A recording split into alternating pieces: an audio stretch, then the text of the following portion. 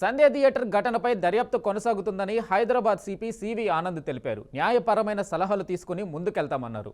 December 4న సంధ్య theatre వద్ద జరిగిన ఘటన వీడియోలు పోలీసులు విడుదల చేశారు. సినిమా చూశాకే వెళ్తానని అల్లు అర్జున్ మాతో అన్నారని సిపి తెలిపారు. సప్లై చేసే ఏజెన్సీస్ ఎవరైతే ఉన్నారో వారికి నేను వార్నింగ్ ఇస్తున్నాను.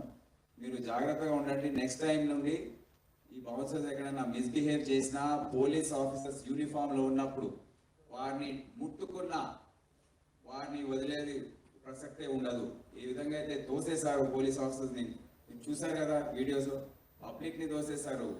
వాళ్ళే గేట్స్ ఓపెన్ చేస్తున్నారు, వాళ్ళే క్లోజ్ చేస్తున్నారు, వాళ్ళే అన్ని చేస్తున్నారు అక్కడ. సో ఈ విధంగా వ్యవహరిస్తే మళ్ళీ లా అండ్ ఆర్డర్ పోలీస్ ఏం చేస్తుందని ఇట్స్ బికమింగ్ అ ఛాలెంజ్.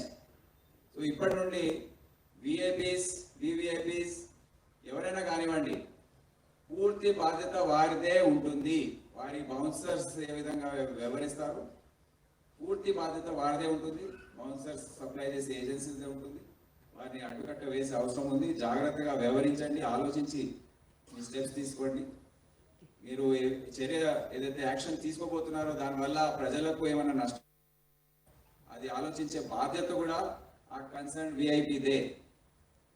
ఇది తర్వాత ఇదైంది అదైంది ఎక్స్ప్లెనేషన్ ఏవి కూడా పని చేయవు.